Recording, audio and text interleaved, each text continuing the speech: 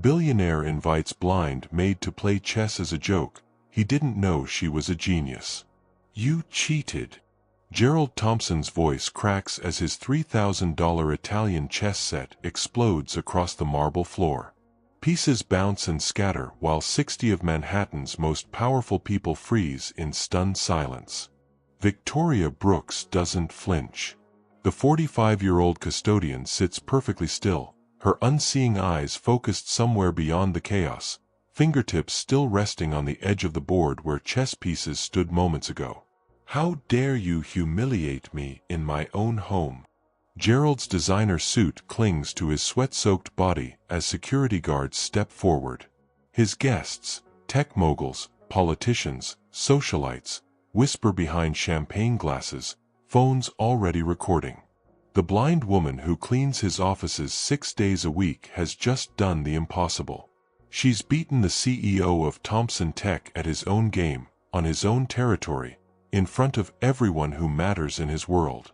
And Gerald Thompson is shattering like the crystal glass that just slipped from his trembling hand. Sir, please. A security guard approaches, uncertain whether to remove the blind woman or calm his employer. She knew every move. Gerald points with a shaking finger. Someone told her. Someone must have signaled her. His voice rises, desperate for any explanation except the truth glaring at everyone in the room. He challenged a woman he considered beneath him, and she destroyed him with quiet dignity. Victoria's daughter Layla steps forward from her position serving drinks, standing protectively beside her mother. No one helped her, Layla says, her voice steady despite the fear of losing their livelihood. My mother plays chess every day. She always has. Gerald laughs, a harsh sound stripped of humor. A blind janitor who plays tournament-level chess? Do you think I'm stupid? The room holds its breath. No one dares answer that question now. Diane Porter, Thompson Tech's VP of Marketing, steps between them. Gerald, perhaps we should continue this discussion privately. No. Gerald's voice echoes off marble and glass. I want everyone to hear this. This woman came into my home and made a mockery of my charity event. She beat you fairly. Victoria speaks for the first time, her voice soft but clear, cutting through Gerald's rage like a blade through water. And I'm not a janitor, Mr. Thompson. I'm a custodian.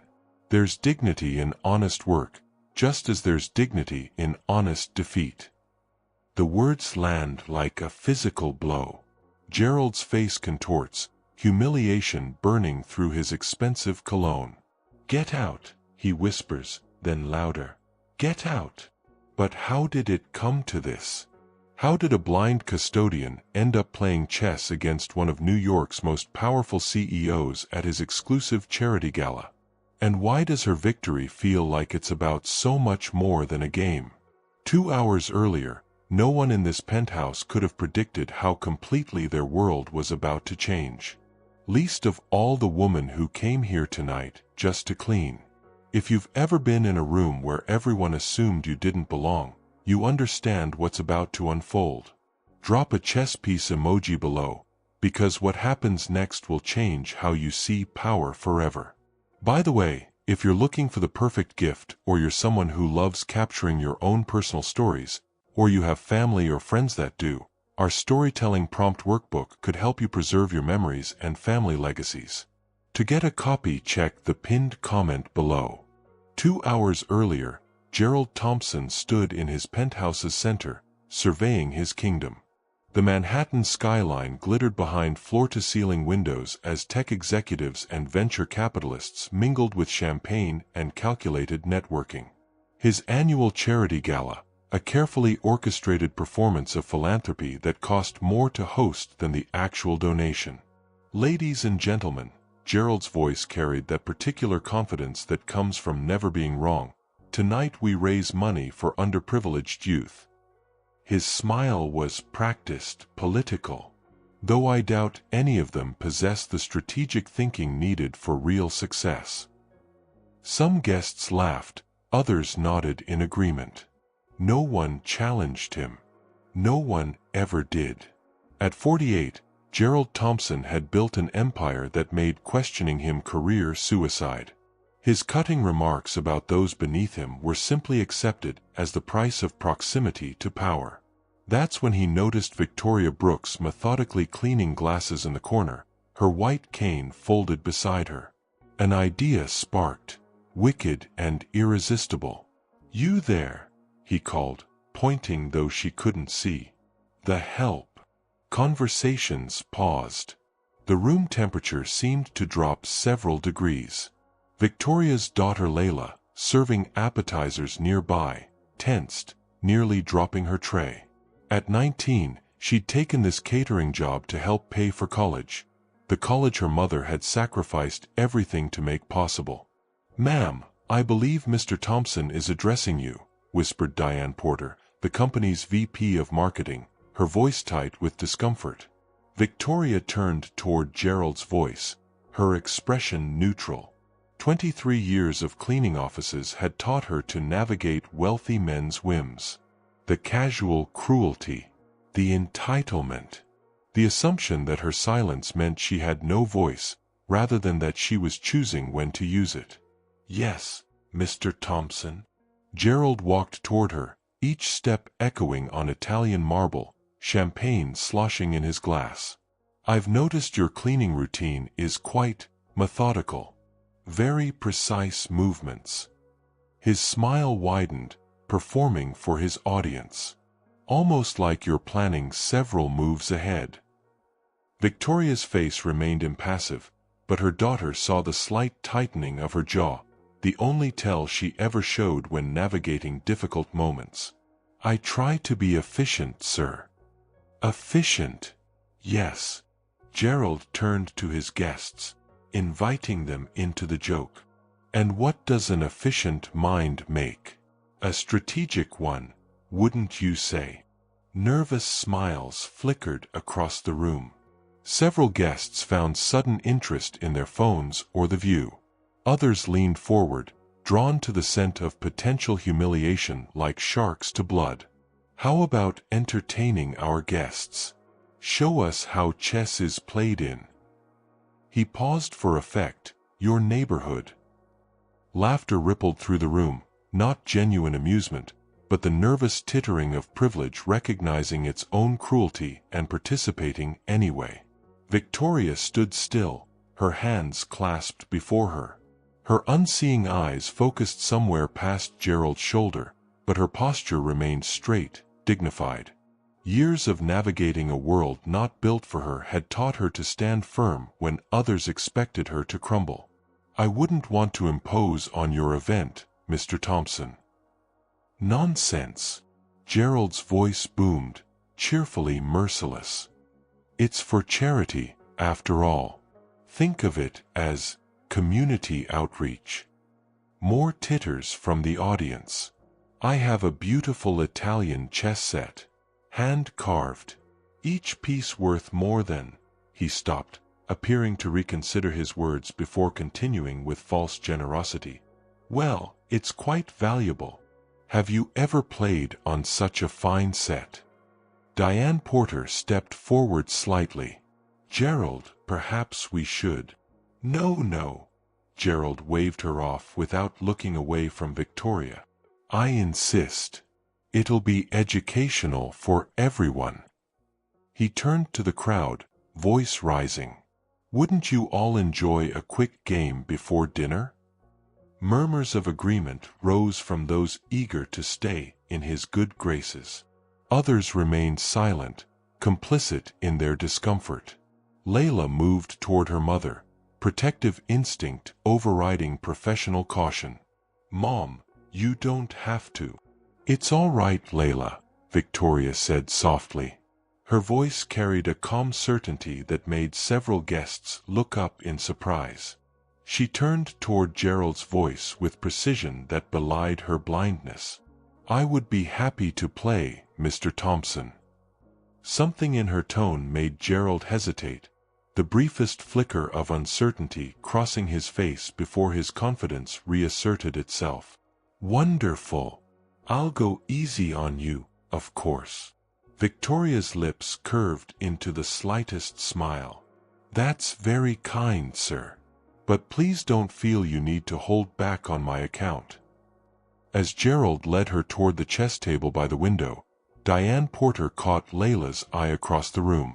Both women recognized something the others had missed, the quiet confidence in Victoria's step, the subtle grace of her movements, the tension in her shoulders not of fear, but of preparation.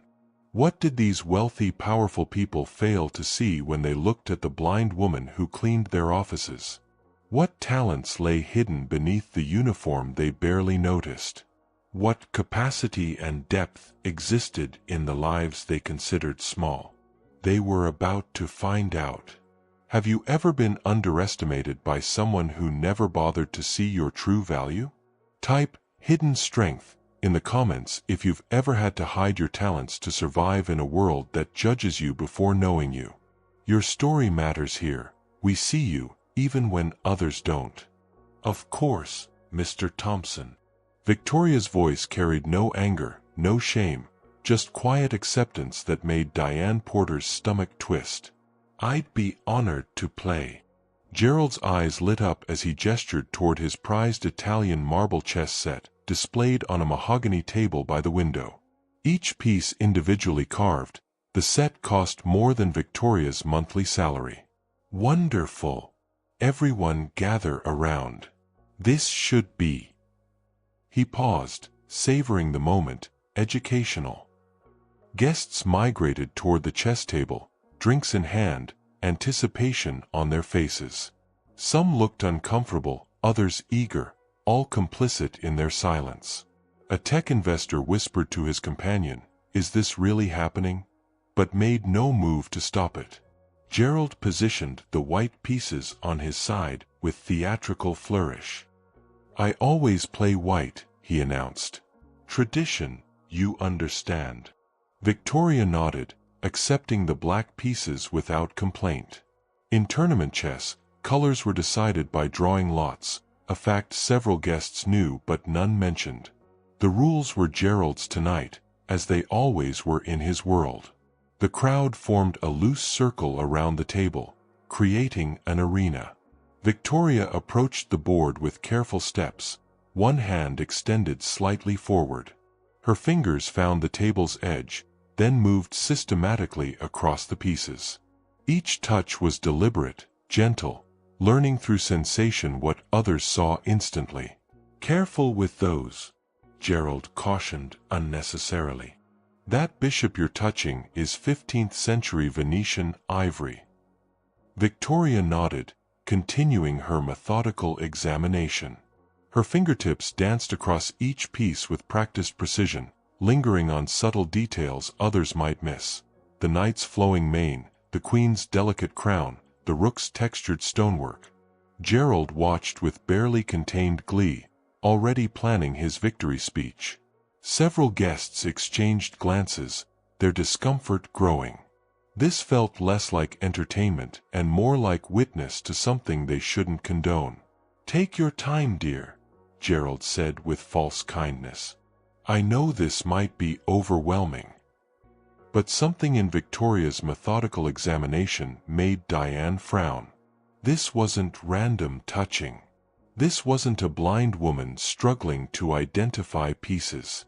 This was mapping, analyzing, understanding. Victoria's fingers paused over the white king, her head tilting slightly as if listening to something only she could hear.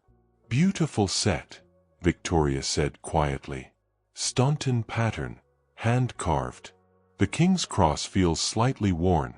This board has seen serious play." Gerald's smile faltered for just a moment. "How could you possibly?" "The craftsmanship is distinctive," Victoria continued, her fingers tracing the knight's base. "The weight distribution is perfectly balanced. Whoever made these understood the game." A murmur rippled through the guests. This wasn't following the script Gerald had planned. The blind custodian was supposed to fumble, to struggle, to provide entertainment through her limitations. Instead, she spoke with authority about things she shouldn't recognize. "My father collected chess sets," Victoria offered, answering the unasked question. "Not expensive ones like this, of course. But he taught me to appreciate the differences." Gerald cleared his throat, attempting to regain control of the narrative. "Well, appreciating chess sets is quite different from playing the game." Victoria nodded, her face serene. "Yes, it is." She settled into her chair with the fluid grace of someone who'd done this countless times before, her posture relaxed yet focused. "Shall we begin?" From her position near the drinks table, Layla watched her mother with a complex mixture of emotions. Pride battled with fear, hope with dread. She'd seen her mother play before, but never with stakes like this, never with their livelihood potentially hanging in the balance. "I'll take it easy on you," Gerald announced loudly, drawing a few uncomfortable laughs. "Perhaps explain some basic moves as we go along." Victoria smiled politely. "That's very considerate. The opening is critical in chess," Gerald began, clearly enjoying his role as instructor. "White typically controls the center with either the king's pawn or queen's pawn. I'll start with e4. That's the square in front of my king." He moved his pawn with exaggerated clarity, as if she could see it. "Your move, Ms. Brooks," Victoria supplied. "Victoria Brooks." Her fingers found her pawn, and without hesitation, moved it to c5. The Sicilian defense, one of the most aggressive and complex responses to e4. Gerald blinked, momentarily thrown. Not a beginner's move. Not even an intermediate player's typical choice. A sharp, theoretical response that led to complicated positions. "Interesting," he murmured, his confidence wavering for just a fraction of a second. Victoria's hands returned to her lap, her face composed. But those watching closely might have noticed the slight upward curve at the corner of her mouth, the ghost of a smile that disappeared as quickly as it formed. Diane Porter found herself holding her breath. The boardroom politics she navigated daily had taught her to recognize shifts in power dynamics, and something was happening here she hadn't anticipated. The energy in the room was changing, reorienting itself like compass needles finding north. Gerald studied the board, then Victoria, recalculating. The entertainment he'd planned was transforming into something else entirely, something that felt increasingly like a test he hadn't prepared for. And in that moment, watching Victoria's calm certainty against Gerald's growing unease, Diane realized she was witnessing something rare and precious, the beginning of truth revealing itself to those who never bothered to look for it. When someone judges your abilities before knowing your story, it cuts deep. Type underestimated if you've ever been dismissed before people saw what you're truly capable of. Your story deserves to be heard, and we're listening. In chess, my dear, the key is thinking several moves ahead, Gerald announced, moving his king's pawn with theatrical flourish. Something that requires, well, extensive education. He gestured broadly for his audience, already savoring their approving chuckles. Victoria simply moved her queen's pawn to c5.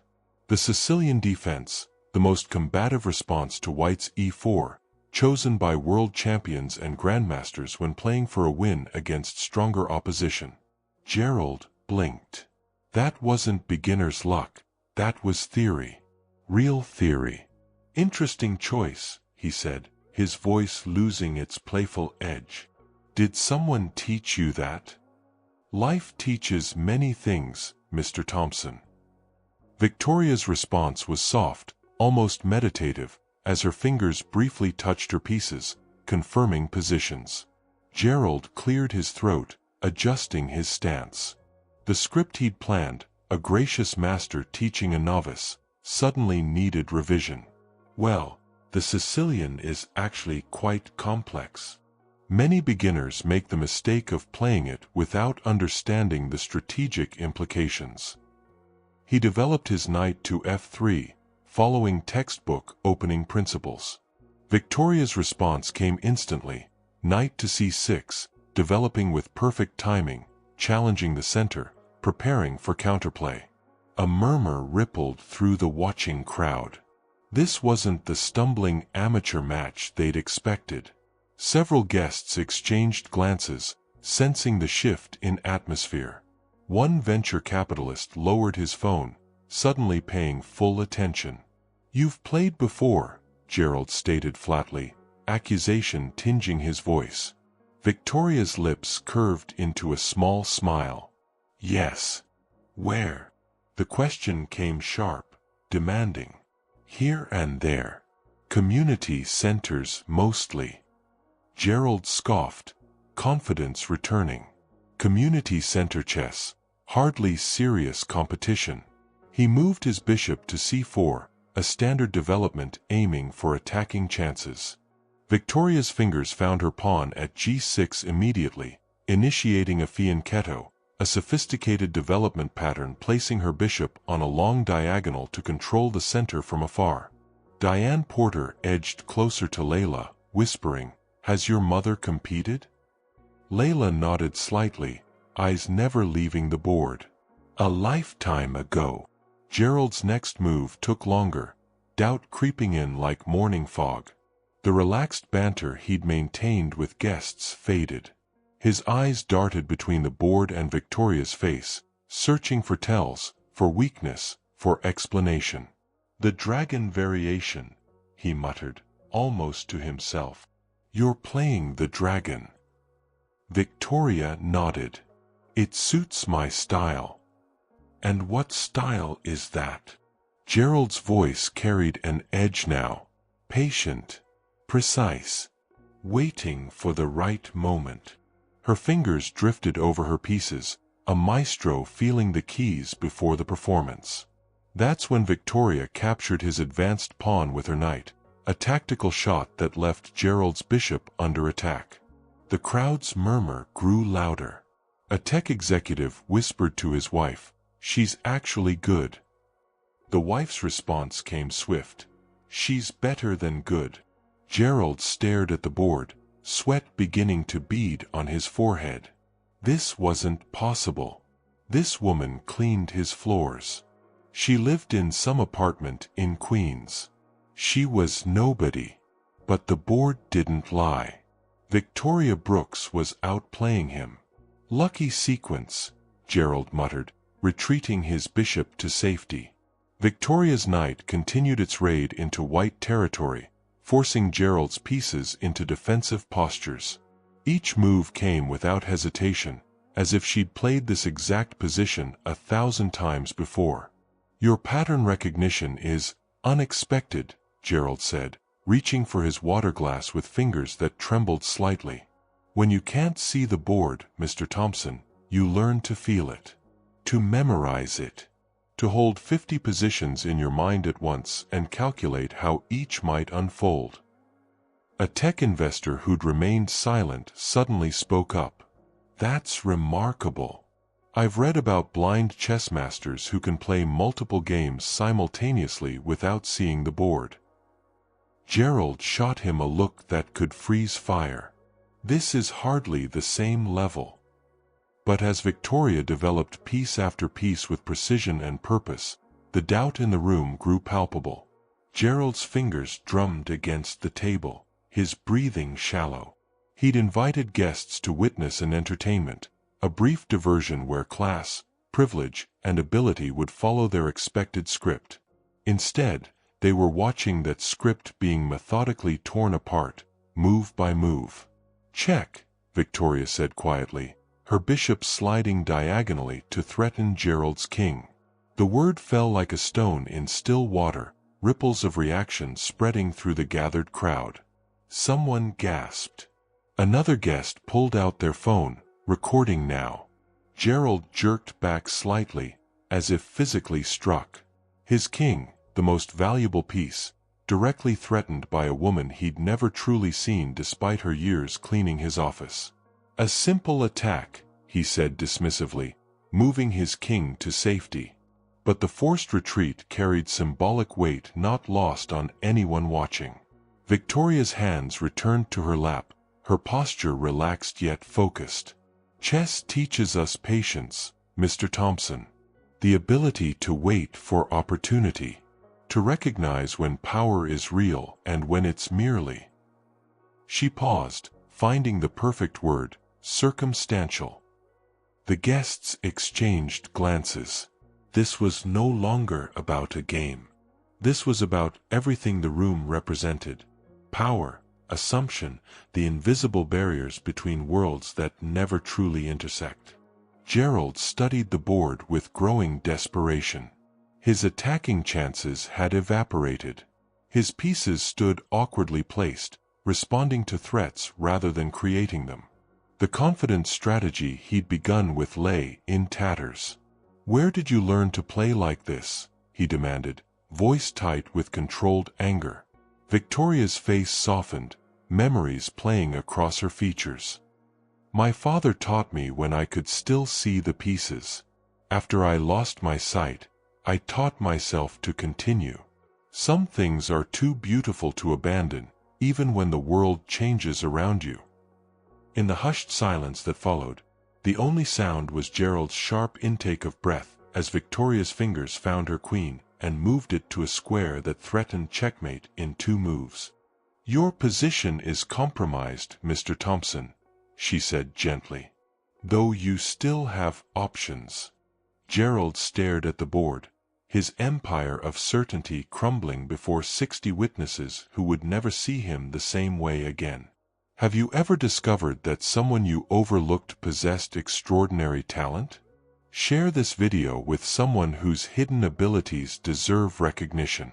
Type "hidden genius" in the comments if you believe we all walk past remarkable people every day without seeing their true potential. Subscribe to hear the next chapter of Victoria's story, because what happens next will transform both lives forever. As Victoria's pieces coordinated into a devastating attack formation, Gerald's world began tilting.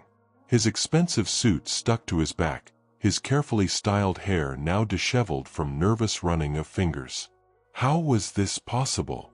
Victoria sat calmly, her unseeing eyes focused beyond the board, but her mind seeing patterns Gerald couldn't fathom. In her memory, she was 12 again, sitting across from her father in their tiny kitchen in Queens. The chipped formica table, the mismatched chairs, the second-hand chess set with the knight missing its ear. "Baby girl, chess isn't about the pieces you can see," he'd whispered, teaching her to visualize combinations. "It's about the patterns you feel." She'd been New York State junior champion at 11. Her father had framed the newspaper clipping, hung it above their television where everyone could see it. Victoria Brooks, chess prodigy from Queens, defeats opponents twice her age. Full scholarship to chess camp.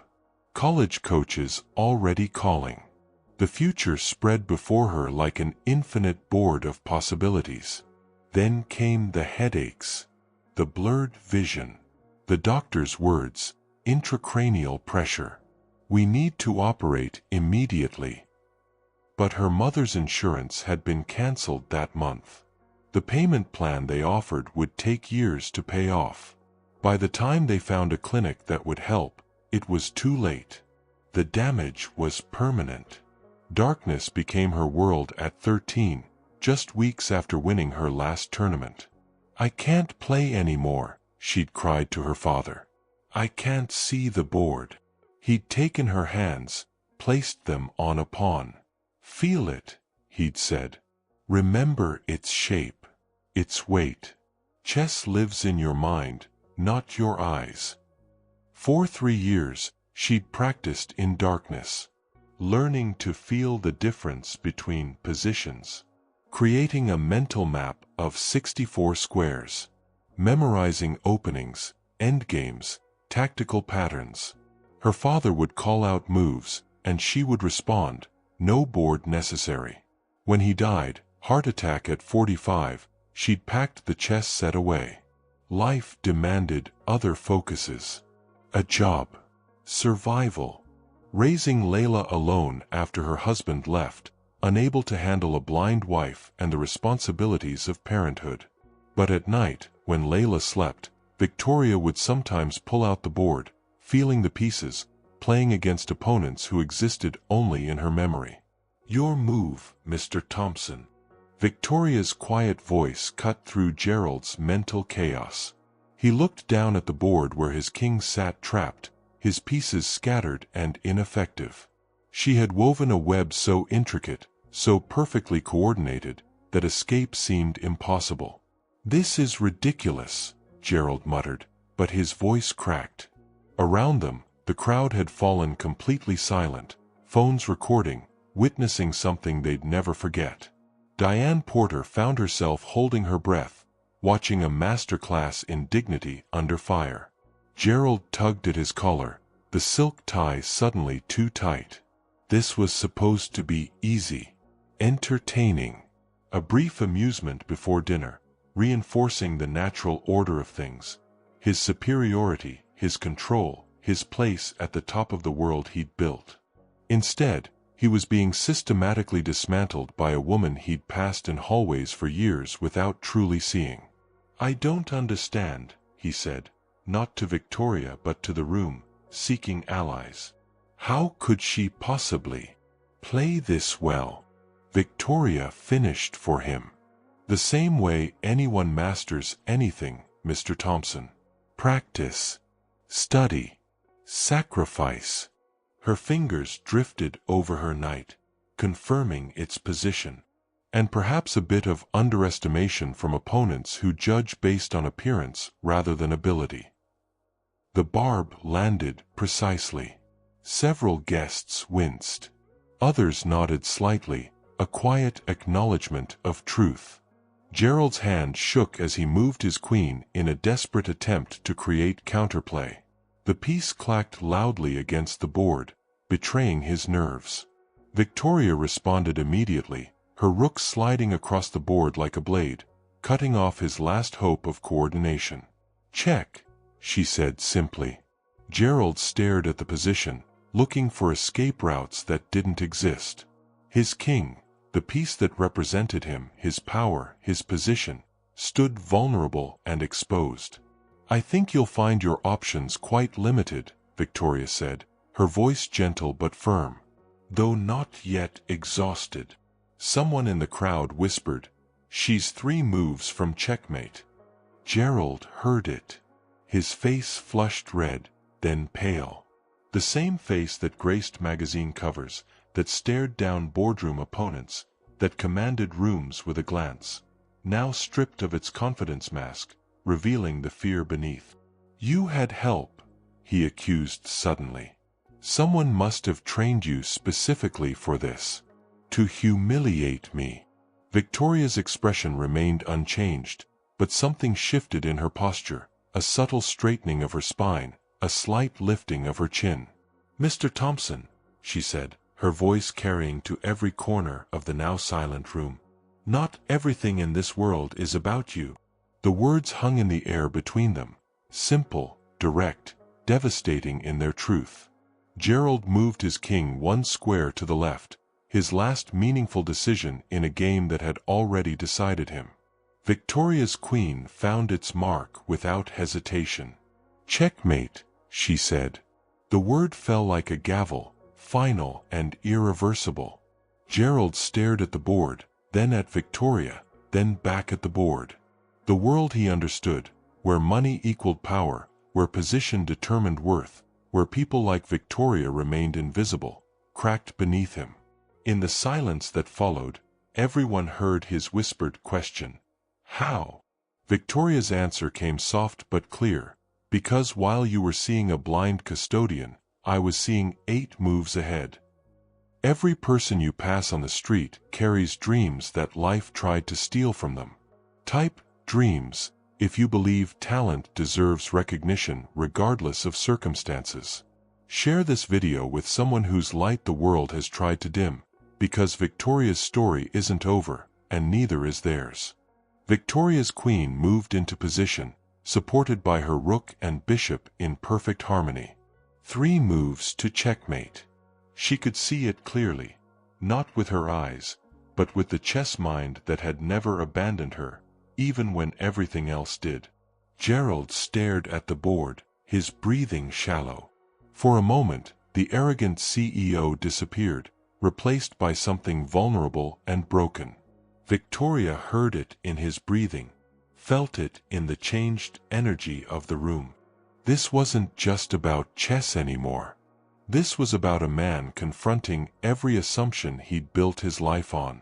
The silence in the penthouse felt charged, electric. 60 guests holding their breath, witnessing not just a chess match but the dismantling of privilege itself. "You know," Victoria said quietly, her fingers resting on her queen, "my father taught me that the most powerful move isn't always the one you make. Sometimes it's the one you choose not to make."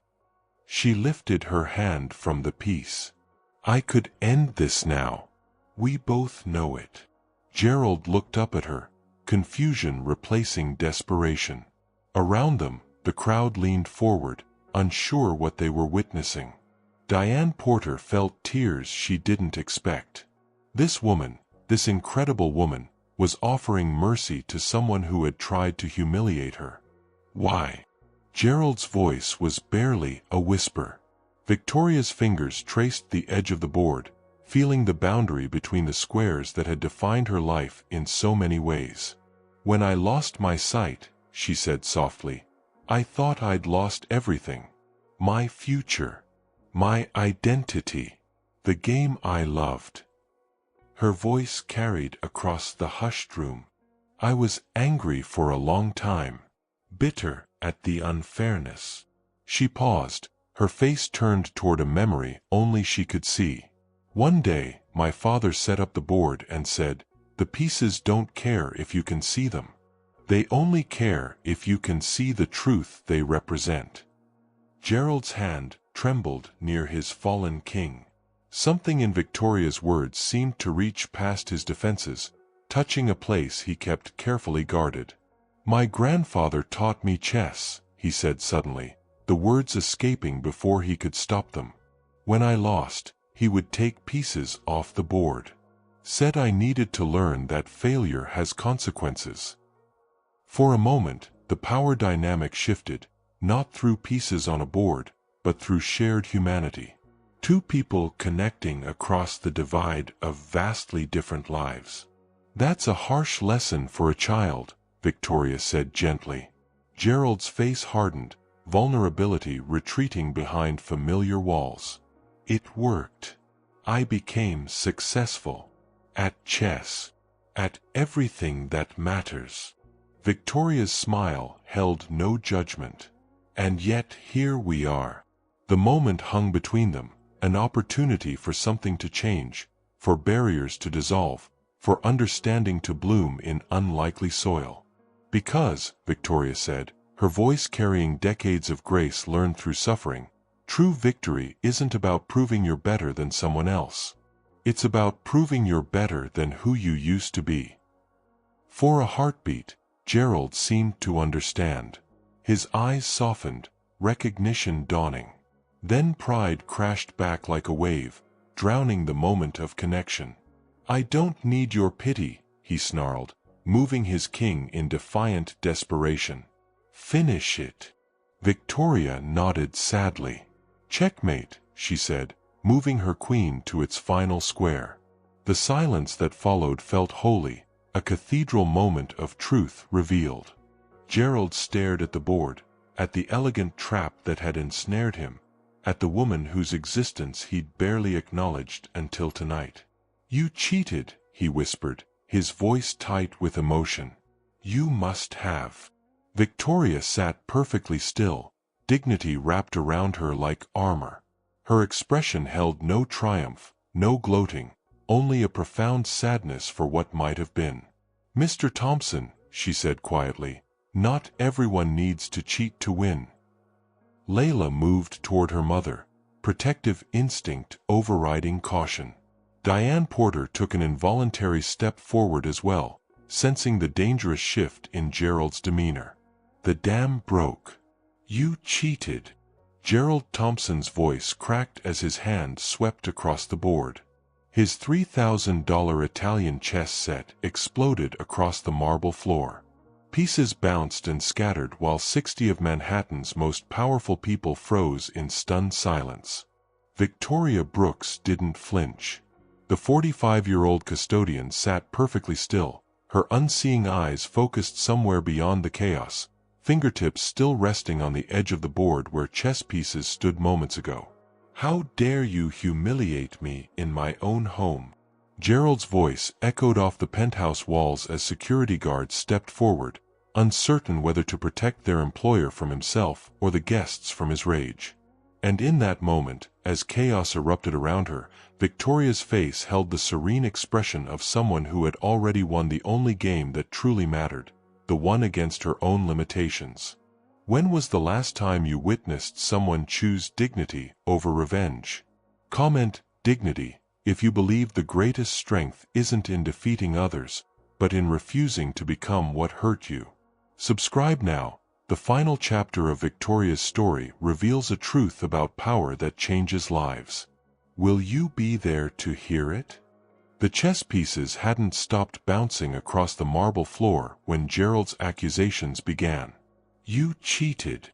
His voice echoed through the penthouse, raw with humiliation. No one learns to play like that cleaning floors. Someone coached you. Someone set this up to make me look like a fool.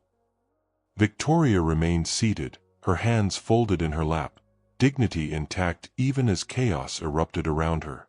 The 60 most powerful people in New York watched in stunned silence as their host, the man they'd respected, networked with, sought favor from, revealed himself as something small and cruel. Mr. Thompson, Victoria said quietly, her voice cutting through his rage like a blade through silk. The only thing that set you up was your own assumptions about who I am. Lies. Gerald's face was red, spittle flying as he jabbed his finger at her. Security. Get her out of here. She's probably stealing something too. That's when Layla stepped forward. Victoria's daughter had watched her mother endure 23 years of quiet dignity, but she wouldn't watch this. Don't you dare, she said, her voice shaking with controlled fury. Don't you dare suggest my mother is anything but honorable. The crowd shifted uncomfortably. This wasn't entertainment anymore. This was witnessing a man destroy his own reputation in real time. Several guests edged toward the elevator, eager to escape the collapse of social pretense. Others couldn't look away, transfixed by the raw humanity exposed when power's mask slips. Diane Porter stepped between Gerald and Victoria, her voice steady and professional. I think perhaps we should all take a moment to. Don't. Gerald spun on her. Don't defend her. You all saw it. This was planned. This was. He stopped, suddenly aware of the phone's recording, the shocked faces, the way his guests were backing away from him like he was infected with something contagious. A tech investor who had been silent throughout the evening spoke up, his voice cutting through the tension. I've played competitive chess for 20 years, Thompson. That woman beat you fair and square. Gerald's head snapped toward him, betrayal flashing in his eyes. You're in on it too. What is this, some kind of corporate takeover? Is that what this is about?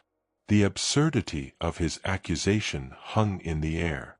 Victoria Brooks, a blind custodian who cleaned his offices at night, orchestrating a hostile takeover of Thompson Tech through a chess game? The desperation in his logic revealed the depth of his unraveling. A security guard approached cautiously. Sir, maybe we should. What? Gerald demanded, whirling on him. Escort her out? Yes. Finally someone with sense. He gestured wildly at Victoria. She came here to humiliate me. In my own home. Victoria stood slowly, her white cane unfolding with a soft click. Thank you for the game, Mr. Thompson. It was very revealing. She turned toward the door, her daughter's protective arm guiding her. Layla, we should go. We have work tomorrow. The simple dignity of her words, the quiet acknowledgement of responsibility, of duty, of life continuing beyond this moment, struck everyone in the room. Here was a woman who had lost her sight, her chess career, perhaps many dreams, yet stood with more grace than the man who owned the building. Don't you walk away from me. Gerald lunged forward, grabbing Victoria's arm. The room froze. A line crossed that couldn't be uncrossed. Layla moved instantly, placing herself between her mother and Gerald. Take your hand off her. Now. Gerald's grip tightened. You don't tell me what to do in my home. No one tells me what to do. I believe the young lady just did, came a new voice. Martin Chen, Gerald's largest investor, stepped forward from the crowd. His expression was carefully neutral, but his eyes were hard. And I strongly suggest you listen. The calculus changed instantly. Gerald's rage collided with the cold reality of consequences. Martin Chen controlled 40% of his company's financing. His opinion mattered in ways Victoria's never would, or so Gerald had always believed. Gerald's hand fell away from Victoria's arm.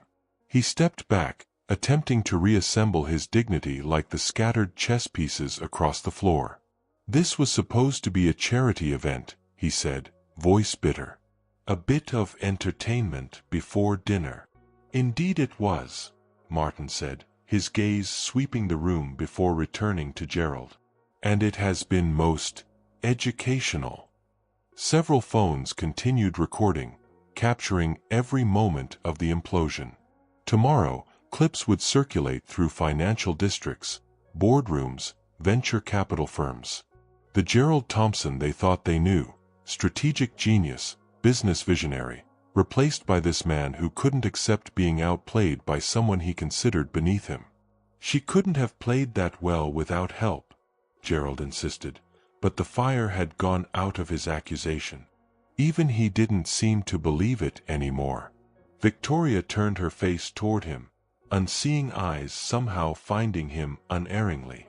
Mr. Thompson, in chess, as in life, we must all face the consequences of our moves. Tonight you invited me to play a game you assumed I couldn't understand. The failure of imagination was not mine. The words landed with the quiet force of absolute truth. No one spoke. No one moved. Victoria continued, her voice gentle but clear enough for everyone to hear. When my father taught me chess, he said the board doesn't care about your name, your wealth, or your status. It only cares about the quality of your decisions and the courage of your play. She adjusted her grip on her cane. Perhaps there's wisdom in that beyond the game. With perfect composure, Victoria turned to leave, Layla's arm guiding her through the stunned crowd. Guests parted before them like water, some nodding respectfully, others avoiding eye contact, ashamed not of Victoria, but of their own silent complicity in what they'd witnessed. As the elevator doors closed behind mother and daughter, the spell broke. Conversations erupted in hushed, urgent tones. Gerald stood alone by the scattered chess pieces, the king fallen on its side.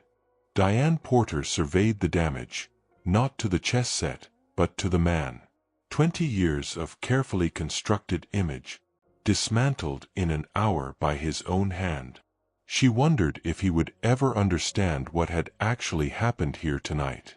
If he would ever see that Victoria Brooks had given him a gift wrapped in defeat, the chance to discover who he truly was when the veneer of power was stripped away. Based on his expression, she doubted it.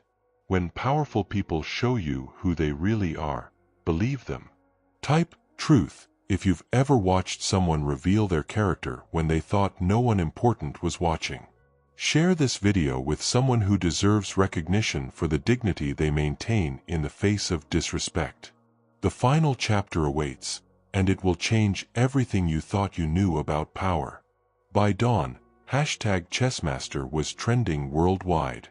The video clips, Gerald's meltdown, Victoria's quiet dignity, her daughter's fierce protection, had gone viral with over 3 million views. The headlines wrote themselves: Tech CEO's racist meltdown against blind chess genius, and the custodian who checkmate privilege. Gerald sat in his office, watching his phone explode with notifications he couldn't bear to read.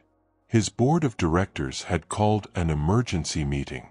3 major investors had pulled funding overnight. The charity he'd been raising money for had returned his donation with a public statement distancing themselves from his behavior. He stared out his window at the Manhattan skyline, the same view he'd proudly showcased during last night's gala. The buildings stood unchanged, but his place among them had shifted, foundation cracked, structural integrity compromised. 20 years of calculated networking and strategic relationship building, undone in 20 minutes of uncontrolled rage. His assistant knocked tentatively at the door. "Sir, CNBC is calling again." And the board chairman moved the meeting up to noon. Gerald nodded without turning. On his desk lay printed screenshots of social media comments. The way he treated that woman shows who he really is.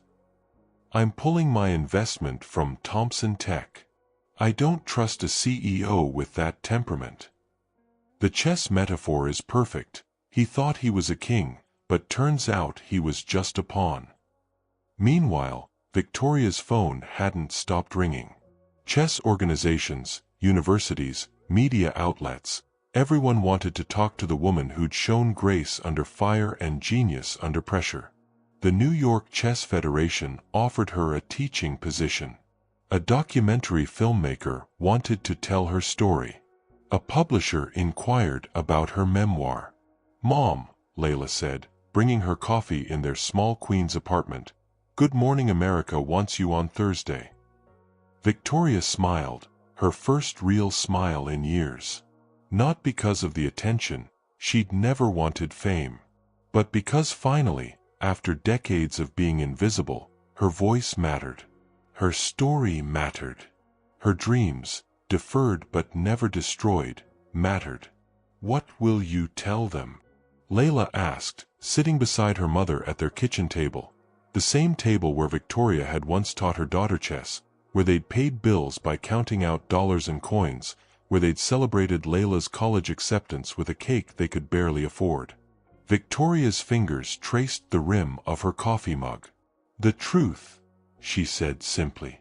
"That seeing and perceiving are different things. That assumptions about people based on their circumstances are usually wrong. That dignity doesn't require sight." Across town, in the Thompson Tech building, Victoria's co-workers gathered in the break room, watching news coverage on their phones. The night shift custodial team, people who had worked alongside Victoria for years, stood taller today. Their friend's victory felt personal, as if her recognition somehow extended to all of them, validating work the corporate world rarely acknowledged. "She always played chess on her breaks," Manuel, the night supervisor, told a reporter who'd found his way to the service entrance. "Sometimes she'd play against herself, sometimes teach others. She never mentioned being a prodigy." "Would anyone have listened if she had?" the reporter asked. Manuel's silence was answer enough. At Thompson Tech, Diane Porter stood in Gerald's office, resignation letter in hand. "I can't work for someone who treats people the way you treated Victoria Brooks," she said simply. Gerald barely looked up from his desk, still processing the destruction of his reputation. "She humiliated me," he muttered. "No," Diane replied firmly. "You humiliated yourself. She just played chess." 20 years building this company, Gerald said, more to himself than to Diane. 20 years becoming someone who matters. Victoria Brooks has been blind for 30 years, Diane countered. She raised a daughter alone, worked night shifts cleaning offices most people never notice or clean, and still maintained the dignity you lost in 5 minutes. She placed her resignation letter on his desk. That's someone who matters. For the first time, something resembling genuine reflection crossed Gerald's face. I don't know how to fix this. Maybe start by actually seeing the people you've been looking past. In Queens, Victoria sat at her kitchen table as Layla read her the offers pouring in. A children's hospital wanted her to teach chess to young patients. 3 universities requested guest lectures. A major tech company, Thomson Tech's biggest competitor, offered a position developing accessibility features for their products. They want you to consult on making technology more accessible for visually impaired users, Layla explained. Full benefits, flexible hours. Victoria's hands stilled on the tabletop. They want me for my mind, she said softly. Not just my hands. The doorbell rang. A delivery person stood outside with flowers and a small package. The card read, from the Thomson Tech Night staff, our queen took their king. We're proud to work with you. Inside the package lay a chess piece, a carved wooden queen, worn smooth from years of play. Victoria's fingers traced its contours, tears falling for the first time since the confrontation. Not tears of sadness or anger, but of recognition, of being truly seen after decades of invisibility. Mom? Layla asked, concerned.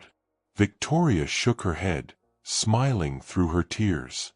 I'm okay. Better than okay. She held the queen piece close. Sometimes winning isn't about the game. It's about changing how the game is played. The world was watching now. And Victoria Brooks had moves they hadn't seen yet. Have you ever witnessed someone being recognized for talents the world ignored for too long? Comment recognition if you believe we all have an obligation to see the genius in people society overlooks. Subscribe to our channel for more stories that change how we see each other. Because the greatest moves in life's chess game happen when we recognize every piece has value, regardless of its position on the board. 6 months later, Gerald Thompson sat across from Victoria Brooks in the community center she now directed, a chessboard between them. No expensive marble this time, just worn wood and plastic pieces that had taught thousands of children that strategy matters more than circumstances. Your move, Victoria said, smiling as Gerald deliberated over a position where she'd trapped his queen in 7 moves. The students watching giggled. They'd seen this pattern before. The same tactical combination their blind teacher had shown them last week, the one that looked simple but required seeing 8 moves ahead. Gerald had fought the board's decision to remove him as CEO, but ultimately accepted a role funding educational initiatives. Real ones this time, not tax shelter performances. The work was humbling, transformative in ways his penthouse success never had been. I deserved everything that happened, he'd told Victoria during their first meeting 3 months ago. And you deserved none of it. Victoria's community chess program now reached 12 cities, teaching blind and sighted children together. Her method, focusing on touch, memory, and spatial awareness, proved revolutionary for all students, regardless of ability. Her book, Seeing Beyond the Board, would publish next month. Layla had received a full scholarship to Columbia, studying business with plans to expand her mother's foundation. Checkmate, Victoria announced gently, watching Gerald discover his trapped king. Every time, Gerald laughed, but not with the bitter edge of his past defeats. I'm getting better though, right? We both are, Victoria replied, beginning to reset the pieces. We both are. Diane Porter, now heading Thomson Tech's new accessibility division, watched from the doorway. She'd been skeptical when Gerald first approached her about returning, about rebuilding something different from the ruins of his reputation. But witnessing this moment, the man who once viewed Victoria as nothing more than entertainment, now learning from her with genuine respect, made her reconsider what was possible when people chose growth over pride. "The children's tournament starts next week," Victoria said, fingers deftly arranging pieces by feel. "Will Thompson Tech still sponsor the transportation for the Queen's schools?" "Of course," Gerald confirmed. "And we've secured venues in 3 more cities for fall expansion." A young girl approached, no more than 7, her own white cane tapping the floor. "Ms. Brooks, can I play the winner?" Victoria smiled. "Always, Maya. Though Mr. Thompson might need a break after losing 3 times today." Gerald stood, offering his chair to the child. "Please, take my seat. I've learned when to make a strategic retreat." As Maya settled in, her small fingers exploring the board with the same methodical precision Victoria had shown at the penthouse months ago, Gerald watched with something that looked remarkably like wonder. "6 months ago, I wouldn't have believed any of this possible," he said quietly to Diane. "I thought I knew how the world worked, who mattered, who didn't." "The most powerful lessons often come from unexpected teachers," Diane replied. Across the room, Victoria was guiding Maya's hands over the pieces, teaching the next generation that limitations are often just uninspired thinking. That boundaries exist primarily in the mind. That seeing clearly sometimes requires looking with more than your eyes. "Knight to F3, Maya announced confidently. Victoria smiled. "Excellent opening." Sometimes the most powerful move isn't the one that wins the game, it's the one that changes the players. Victoria Brooks proved that dignity cannot be defeated, that talent cannot be hidden forever, and that true nobility comes not from privilege, but from grace under pressure. Gerald Thompson learned that real power isn't dominating others, but lifting them up. That the measure of a person isn't their bank account, but their character when facing hard truths about themselves. And in a community center in Queens, children learn that the color of your pieces doesn't determine your worth. That blindness doesn't mean lack of vision. That everyone has moves to make that matter. The game continues. The lessons endure. And somewhere, someone else is discovering that their greatest weakness might actually be their greatest strength. Your story has the power to change someone's life the way Victoria's changed ours. But stories disappear if we don't preserve them. Our storytelling prompt workbook is a way that helps us and our loved ones preserve those memories. Don't let your most important memories fade into silence. Click the link in the pinned comment to get yours. If Victoria's journey moved something deep inside you, you belong here with us.